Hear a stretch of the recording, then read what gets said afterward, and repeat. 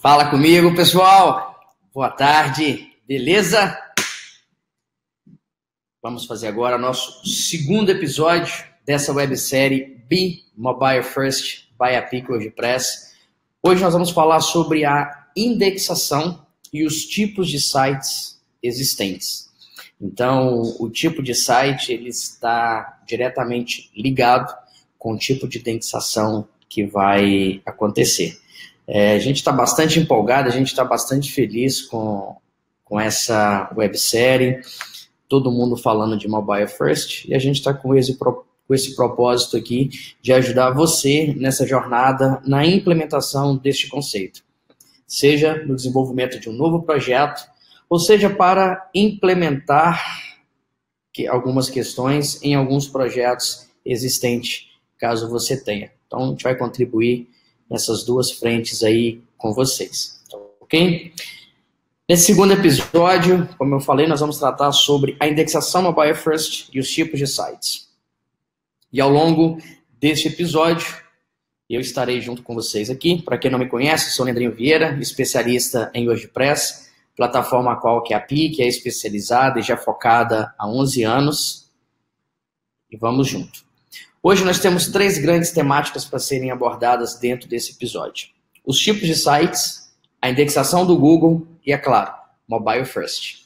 Então, esses 3 assuntos, eles vão nortear esse segundo episódio da temporada da websérie Be Mobile First. Quando eu falo de tipos de site, existem 6 tipos.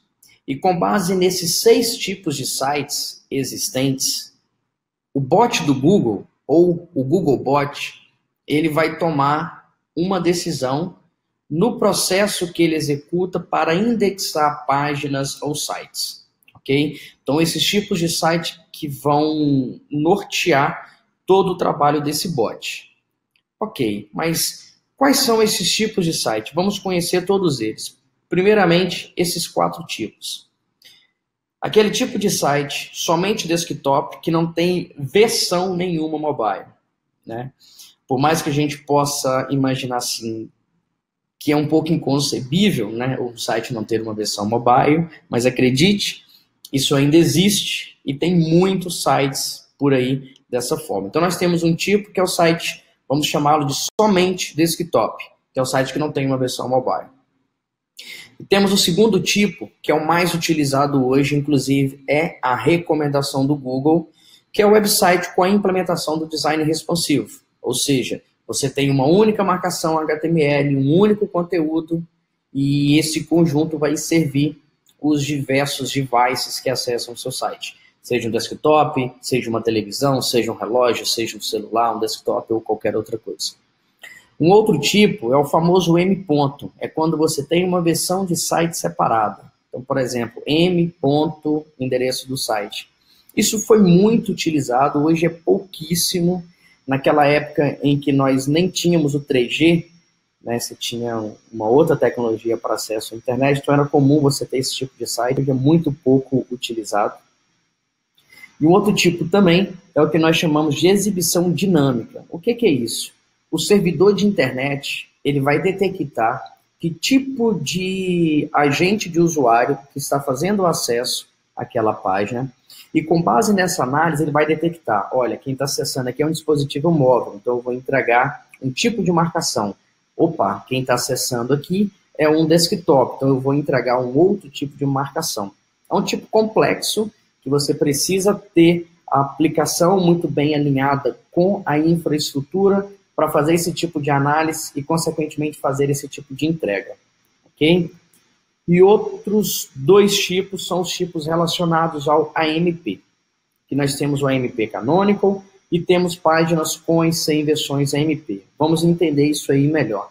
Quando o AMP surgiu, deixa eu abrir um parênteses, o que é o AMP? O AMP vem de Accelerated Mobile Pages, que é uma tecnologia que você utiliza para poder carregar as páginas rapidamente no mobile. Alguns grandes players, como Google, LinkedIn, Twitter e diversos outros, eles utilizam a AMP de forma que eles conseguem exibir e carregar as páginas que tenham implementado essa tecnologia muito mais rapidamente, ok? O AMP, quando ele surgiu, ele foi muito direcionado para os sites de conteúdo, para os sites de notícias. Então era muito comum, e ainda hoje tem muita gente nesse formato, você ter dois tipos de páginas, a página com AMP e a página sem AMP. Quando eu tenho a página com AMP, é a página muito naturalmente ali responsiva. E quando eu tenho uma outra página com AMP, geralmente é comum você ter um /AMP no final da URL ou algum outro padrão. Então você tem esse tipo aí, com e sem AMP. E quando eu falo de página AMP canônico, é quando eu tenho uma página que ela só tem a versão AMP. Eu não tenho uma versão com e uma versão sem. Então nós já temos esses dois tipos.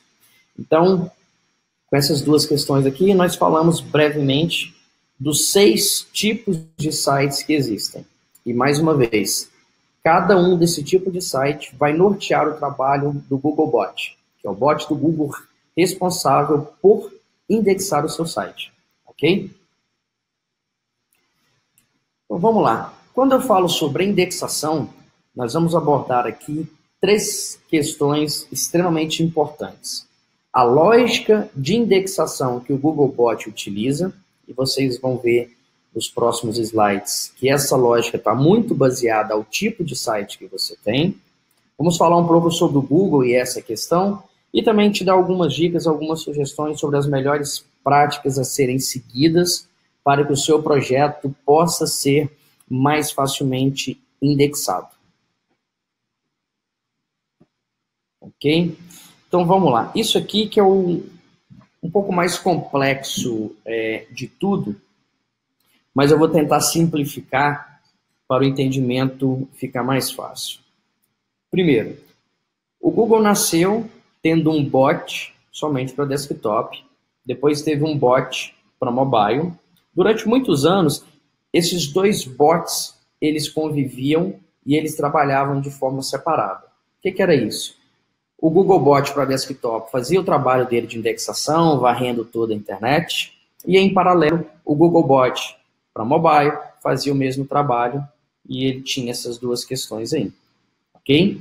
Só que desde 1º de julho deste ano, de 2019, ele passou a considerar somente o Googlebot mobile, ok? E esse Googlebot mobile, ele tem uma lógica de indexação. Então, baseado naqueles 6 tipos que nós falamos há pouco, como que ele se comporta? Se o seu site ele é um site só para desktop, o Googlebot, o que ele vai fazer? Ele vai indexar ali como uma versão para computador, né? Ele vai fazer o trabalho de indexação dele, mas qual que é o problema? É um bot para mobile fazendo uma indexação de um projeto para desktop. Ele vai indexar, mas a gente vai ver um pouco na frente que a gente tem que pensar em indexação e classificação, beleza? Quando tem o design responsivo, ou seja, ele vai fazer a indexação ali igual ele fazia antes para o computador, não tem mudança nenhuma. Quando eu falo do AMP canônico, é a mesma coisa, tá? Quando eu falo de URLs diferentes, aqui já começa a ter uma variação, que é o famoso M-ponto. Então, o Googlebot ele vai dar preferência para aquele projeto que é mobile. Então, nesse caso aí, ele vai seguir a indexação, ele vai priorizar a versão M ponto do seu projeto para fazer a indexação. Quando tem a exibição dinâmica, que é aquela em que o servidor de internet detecta o agente de usuário que está em uso e faz a entrega de uma marcação para isso, então ele detecta, ele vai priorizar o dispositivo móvel. Uma vez que eu, Googlebot, para mobile, estou fazendo o acesso, vou ser identificado possivelmente pelo servidor de internet como algo para mobile, e eu vou receber uma marcação mobile nesse processo, ok? E o AMP e o não AMP, ele vai dar uma versão aí sempre direcionado para o mobile, ok? Então essas regrinhas vai te ajudar um pouco, mas a regra simples, para você não se perder com essas N variáveis que existem, é a gente pensar o seguinte: o Googlebot, predominantemente ele faz a indexação mobile first. Como eu falei, eram 2 bots, um desktop e um mobile. A partir de 1º de julho deste ano de 2019, ficou somente o Googlebot para mobile sendo considerado, fazendo um trabalho pesado ali de indexar toda a internet. E esse bot, ele vai encontrar no seu site, possivelmente 2 versões ou uma versão. Ou seja, a gente tem uma versão para desktop e tem uma versão para mobile. Então, ele vai dar preferência para a sua versão mobile, né? Então, por exemplo, eu estou lá no site com uma versão responsiva. Ele vai detectar e vai fazer a indexação para aquele projeto. E aí, por aí segue, baseado nesses 6 tipos, certo? E aí, uma coisa que é importante ficar muito claro a respeito desse processo de indexação do bot do Google, não são essas 2 palavrinhas, o indexar e o classificar. Quando eu estou falando de indexação, é quando eu sou encontrado pelo bot do Google e a partir desse encontro ele faz a indexação do meu projeto. Então eu tenho várias técnicas aí de off-page, né? Para poder fazer com que o meu site seja mais facilmente encontrado e, consequentemente, ser indexado. Durante esse processo de indexação, aí tem a lógica que a gente comentou um pouco sobre ela anteriormente, que é o que vai facilitar ou não o trabalho do bot. Existe um termo também que a gente chama de crawl budget. O que é isso? É o quanto que o bot do Google ele gasta no processo de indexação do seu site. Isso é medido em tempo. Então, vou chutar aqui um número. Por exemplo, o Google vai gastar 1 minuto fazendo o processo de indexação do seu site. Se você facilita o trabalho dele, se você tem um site que carrega rápido, facilmente indexável, segue as melhores práticas e tudo mais, o processo de indexação ele vai permitir que o bot consiga crawlear várias páginas.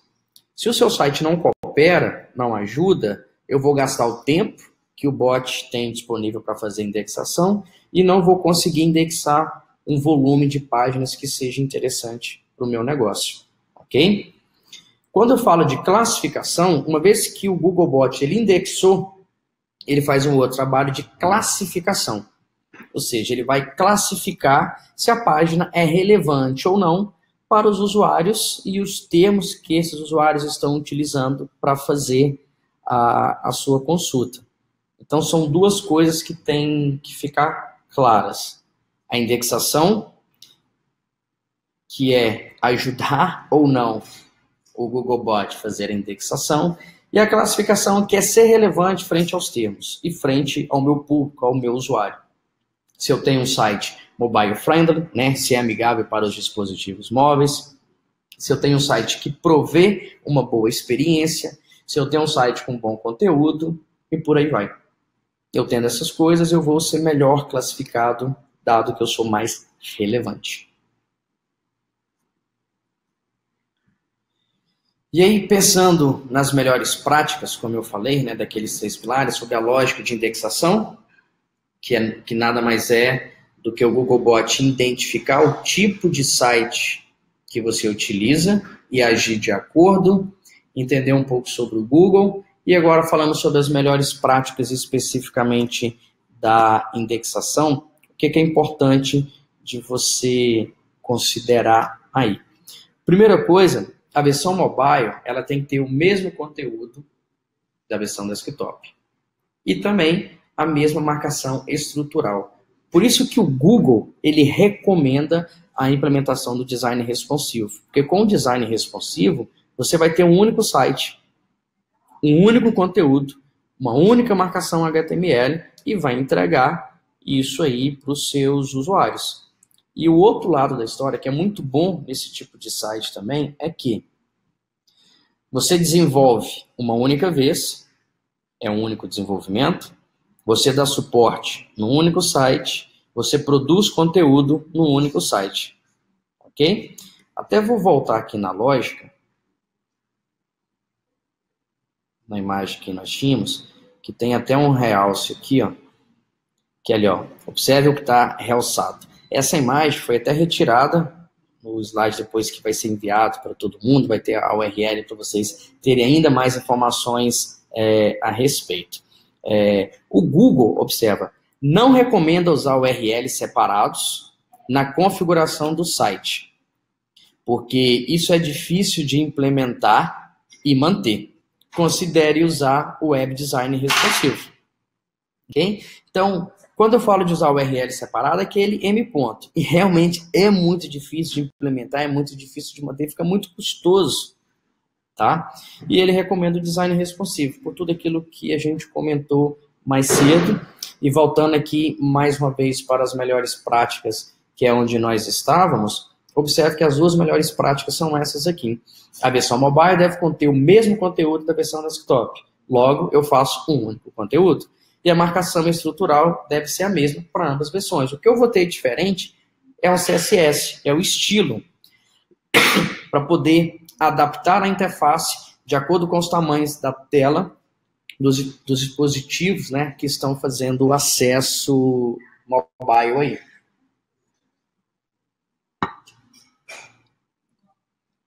Vamos lá. Duas outras melhores práticas que são bem importantes nesse tipo de indexação. Uma, as metas-informações elas devem ser as mesmas. Ou seja, tanto para o mobile quanto para o desktop. Ok? E essas metas-informações são informações que vão alimentar o bot, vão alimentar robôs, vão alimentar algumas outras plataformas que ajudam nesse processo todo. Tá? Outra coisa que é bem importante também é você fazer uso do Search Console. Ou seja, o Search Console ele vai te ajudar a verificar e fazer todo o processo de validação. Se você tem um projeto que tem duas URLs diferentes, uma para desktop e uma para mobile, considere no Search Console cadastrar essas duas URLs, dado que você vai ter análises diferentes. Então, se você tem uma única URL, usando mais uma vez design responsivo, vai ser um único cadastro. Tá ok? Então, caso você tenha, por alguma necessidade do seu projeto, que tem negócios que exigem isso, considere aí cadastrar as duas no Search Console para você ter os insights de ambos os sites. O hreflang também é extremamente importante quando a gente está falando disso. E aqui são para aquelas pessoas que utilizam sites internacionalizados. Quando eu tenho os meus conteúdos ali sendo entregues em diferentes idiomas. Português, inglês, espanhol, japonês, chinês e por aí vai. O hreflang ele me permite apontar qual que é o endereço da versão daquela página que está sendo visualizada em outro idioma. Ok? Então você consegue ter esse tipo aí. Então é importante que você faça isso muito bem feito para não prejudicar o processo de indexação em outros idiomas, além do idioma padrão que você utiliza. Então tem que tomar um cuidado com o hreflang para fazer os apontamentos para as URLs serem muito bem assertivos.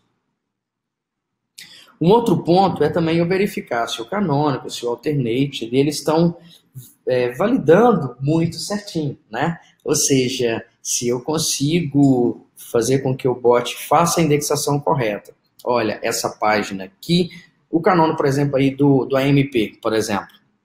Se eu tenho uma página que tem não AMP e AMP, eu tenho que fazer o uso muito assertivo do canônico para informar. Olha, essa aqui é a versão não AMP, e nessa não AMP eu vou indicar o endereço da versão AMP e vice-versa. Ou seja, na versão AMP eu vou informar a versão não AMP para que os mecanismos consigam fazer o trabalho de encontrar uma versão ou outra.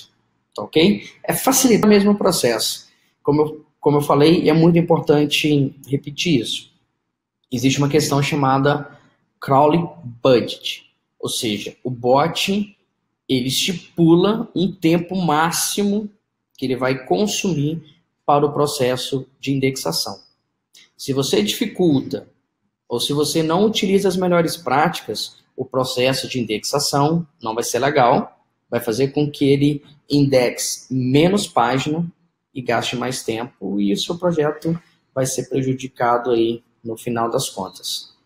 Tá certo? Agora vamos entender por que desde 1º de julho deste ano, de 2019, por que o Google passou a fazer uma indexação mobile first? Isso que é importante da gente entender antes de nós seguirmos com esse mesmo conceito, ou a palavra bonitinha, que as pessoas tenham gostado muito de usar, com esse mesmo mindset para os nossos negócios. Os usuários, eles são e estão mobile first. Ou seja, as pessoas, falando de Google especificamente, as pessoas estão buscando por conteúdos, por empresas, por soluções, por tudo mais, cada vez mais através dos seus dispositivos móveis. As pessoas acordam, pegam o celular, vai para o navegador de internet, uma rede social ou algum outro aplicativo. Então, o comportamento das pessoas mudou. As pessoas estão utilizando mais o dispositivo móvel. Se eu tenho mais pessoas utilizando o Google através dos dispositivos móveis, por que eu vou continuar fazendo uma indexação desktop? Então, isso é de acompanhar uma tendência da humanidade, dos usuários, por tudo. Por que as pessoas estão fazendo esse tipo de mudança? Então, o Google está fazendo a indexação mobile first pura e simplesmente devido à mudança comportamental dos usuários. No nosso primeiro episódio dessa websérie, nós falamos muito disso. Nós falamos e mostramos alguns dados estatísticos, de percentuais, de uma série de coisas, e falamos também de micromomentos e uma série de questões relacionadas ao comportamento dos usuários. Então, o Google, ele faz essa indexação mobile first, passou a fazer dado a isso, ok? Com esse cenário todo, eu te pergunto, e o seu projeto? E o seu negócio? Ele está preparado para o mobile first? Primeiramente, você tem que entender a questão. O que é mobile first? Caso você tenha caído de paraquedas nesse segundo episódio.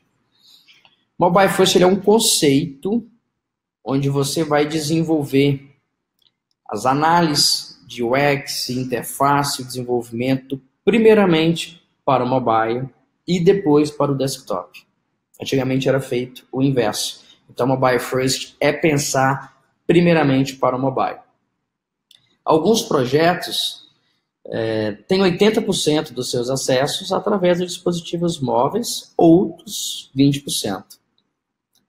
Dado essa discrepância de número e relevância, por que não estamos ainda fazendo projetos mobile first? Por que ainda não estou considerando a maior parcela do meu público? E mais uma vez eu te pergunto, o seu negócio, o seu projeto, ele está preparado para mobile first?